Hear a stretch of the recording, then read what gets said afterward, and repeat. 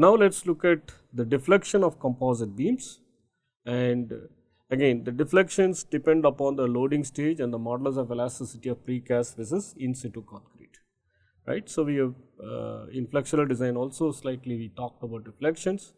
In unpropped case, the deflection should be due to pre-stress, self-weight and in situ concrete weight using precast modulus. It is very clear, right. Unpropped is very clear. Only the live load will be taken by as a composite section. All other things will be taken only as a dead load for precast member. Now, live load deflection is always computed using composite section properties.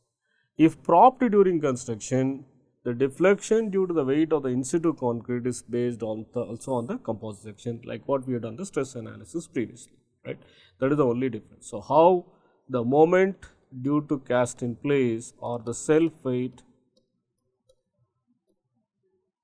of cast in place slab is being transferred depends upon whether the support is propped or unpropped. If it is propped, you use composite section property.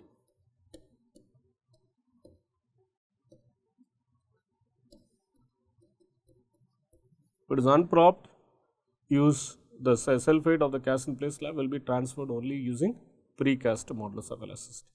When the modulus differs, the equivalent flexural rigidity is calculated using modular ratio and second moment of area, right. So, you have to calculate the equivalent flexural rigidity using the modular ratio concept in second moment of area. Let us now again see through an example. Again, it is the same example with a web section of 350 by 1500 mm depth, and it is post tension with a force of 2500, effective pre-stress force of 2200, and you have a top slab of 200 mm by 1400 millimeter, and after the slab is concrete, again live load is 10 kilonewton per meter as we have discussed previously. Unit weight is considered as 24 kilonewton per meter cube, and elastic modulus we are taking it as 35 gigapascal. Now, we have to calculate the deflection for unpropped and propped condition. So, let us look at again the same section. So, we have already done the calculations. So, A1 only for the precast web girder, it is 525,000 millimeter square, I1 is 9.81 into 10 to the power of 10, and composite section is 805,000 millimeter square, moment of inertia is 2.31 into 10 to the power of 11. So, the self weight of the beam you area multiplied by 24, which gives me 12.6. Again, the self weight of the slab we did it already, 280,000 into 24 by 1000 square, 6.72 kilonewton per meter. Deflection due to effective pre-stress is basically, now due to pre-stress you have constant eccentricity, P into E is the moment. Now, the entire beam is having a moment of m P, which is P into E. And you know that for a beam, simply supported beam which is subjected to constant moment, it is nothing but ml square by ATI is your delta, right. So, that is exactly what we do. Now, m is basically your MP, which is PE into E. So, we substitute that values, PE is 2200 and eccentricity is 200, length is 20 meters, and all those things we substitute, you get a deflection of 6.38 millimeter, and deflection due to the beam weight is going to be 5 by 3 to 4 into W into L power 4. If you substitute the values, again you get 7.62 millimeter, which is downward. You can see this is camber, right. This is camber, this is dead load deflection delta, right. And if unpropped, the slab deflection is again 5 by 384 into WL power 4, which is 4.06 millimeter. If propped, your deflection is 1.72 millimeter, which is acting down. So, again you can see that it is also now here you see this is the difference here. If it is unpropped, again it is 4.06. Now, the moment of inertia is I of the girder, the web section only, right. But here if you see here everything else remains, now I this becomes IC, right. So, higher value. So, that is the reason deflection is coming down, because the self weight of the slab will be resisted by a composite section. So, I take lesser value. So, this is the way that we are getting. Live load remains same, everything will be 2.57. So, if you substitute the resultant deflection for unpropped minus due to pre-stress, self weight and then live load, so you see 8.7.87 millimeter, which is very small. If it is propped, again the deflection will come down further because this deflection will be less, because this is from cast in place slab. Now, this weight will be resisted by a composite section. So, that is the reason there is a reduction in your deflection. So, according to IRC, if you look at it, for vehicular traffic, the allowable deflection limit is spanned by 800. So, you have limit of about 25 millimeter, our deflections is far lesser than what the allowable deflection limit is. Right. Now, for the same example, we can also calculate the deflection if there is a difference in the elastic modulus. Let us say if my elastic modulus for precast beam is 35 gigapascal and cast in place slab is 25 gigapascal. Let us quickly run through how these differences are going to be. So, this is again the same section. Now, ratio of elastic modulus is 1.4. Again, the area of precast web is 525,000 millimeter square. Area of cast in situ slab flange is 280,000 millimeter square. Composite section, again we have done this calculations. Y of the bottom fiber is going to be at a distance of 984.5 and the top is going to be 715.5. The moment of inertia is basically 2.85 into 10 to the power of 11, which we have shown previously. This is for a composite section, transformed section, right. So, if you use these values again,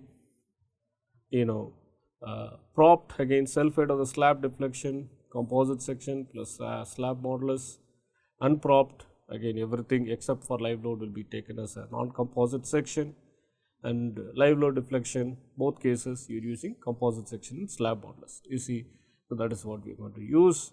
So, if it is propped, again 5 by 384 into WL power 4, and here using your slab modulus, which is 1.96 millimeter. If it is live load, again both I have to use composite moment of inertia, and you here, because we have already calculated transform section properties, so it is going to be 25,000.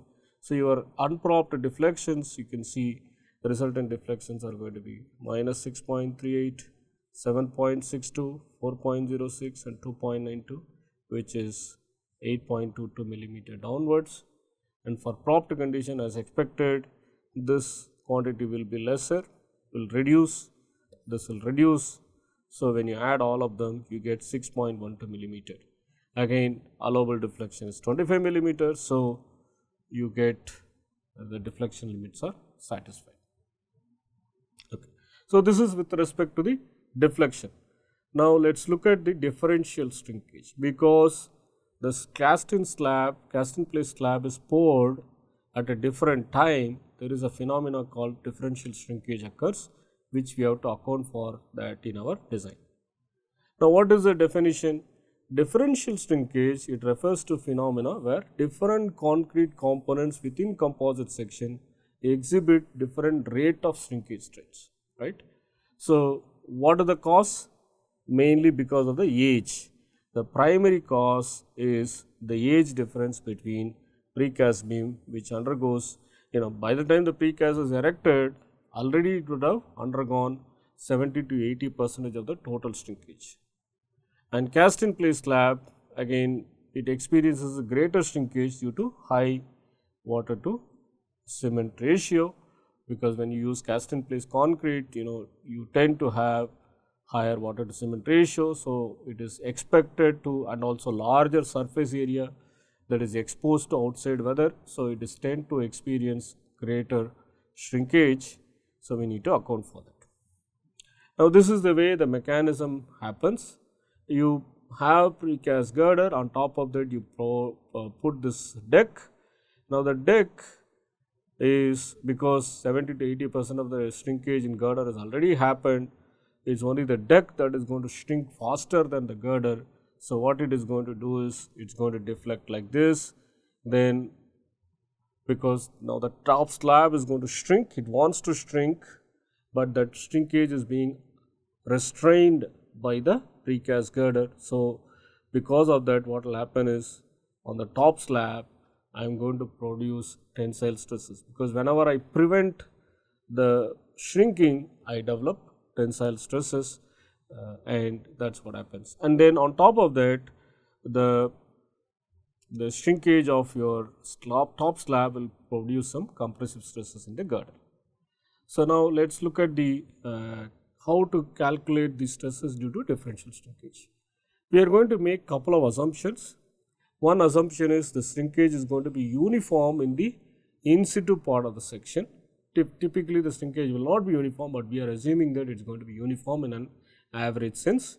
The effect of creep and increase in elastic modulus with aging and the component of shrinkage common to both units, we are saying that that is not going to be very high and those are all negligible. So, when you do that, and we are going to say that half of epsilon Cs, half of epsilon Cs, that happens like this, and the area of the top slab is AI.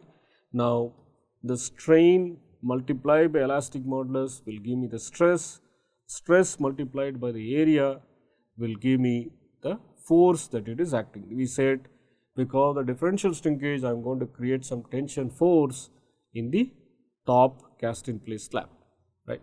So, this is what we have seen. So, you get this kind of direct stress and bending stress. So, we have to account for that in our calculations, right. Now, let us see through an example how this is being accounted. For a composite section, again here determine the shrinkage stresses developed in precast and cast in situ units. We are going to assume the elastic modulus as 25 gigapascal and the differential shrinkage strain is 100 microstrain, right. So, let us look at it. The differential shrinkage is very, you can see that shrinkage strains are usually in microstrains of 100 or 200 or 300 max. Here the differential shrinkage is taken as 100 microstrain and the elastic modulus is 25,000 megapascal. So, area of cast in place slab is 280,000 millimeter square. So, tensile stress produces epsilon Cs into E. So, you get 2.5 megapascal in tension, and the force produced is going to be again stress multiplied by area, cross section area, that gives me a force of 700 kilonewton, which is not small. So, you produce a tensile force of 700 kilonewton and the eccentricity of the compressive force from the centroid of the composite section is going to be now 654 minus 100, which is going to be 554, because from CG C it is also going to create some moment. So, that is why we said there is going to be a direct stress and there is a moment component also that is going to come because of this eccentricity of the force, right. Okay, NSH is basically it is a tension force, not compression, right. So, it is a tension force. Okay, so let us look at the stresses. The area we have already calculated. Composite section is going to be 805,000 millimeter square. Moment of inertia is 2.31 and the section properties are this, and the joint location, for example, from here to here, this distance YJC is going to be, right. So, here to here YJC is going to be 454.65, right. So, we are looking at this joint. Okay. So, that is the thing, and direct stress is NSH by AC, which is 0.869, because the entire area is now resisting that differential stresses, right. So, you get 805,000. So, now what is the moment component? Now, how do you get your moment component? We already have force multiplied by the eccentricity. So, we get 388.1, right. So, we get this stress at the top fiber in composite section is 1.09. At the joint it is, if you put 454, I get 0.76. At the bottom I get stress of 1.75. So, at the top of the beam, when you look at it, direct stresses are basically minus 8.69 and minus 0.76. So, these are all okay the moment it is produced. Basically, now this is we are looking at the stresses and we add them up minus 1.63 megapascal, and at the bottom of the beam I am going to get minus 0.869 plus 1.75. So, the net is basically minus 0.88 megapascal, right. So, basically this should be plus, sorry, yeah. Okay, then I get a total stress of, you see here, I get minus plus 0.53 megapascal, right. So, you get this different stresses at the bottom of the slab. So, I get minus 0.869 minus 0.76 plus 2.5, I get a stress of 3.38 megapascal. So, when you plot all of them, so you can see here these are the stresses that I am going to get. I am going to get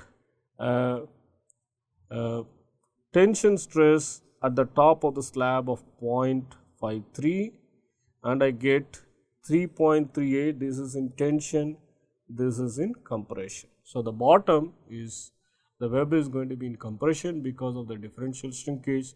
The top portion of the slab is going to be in tension.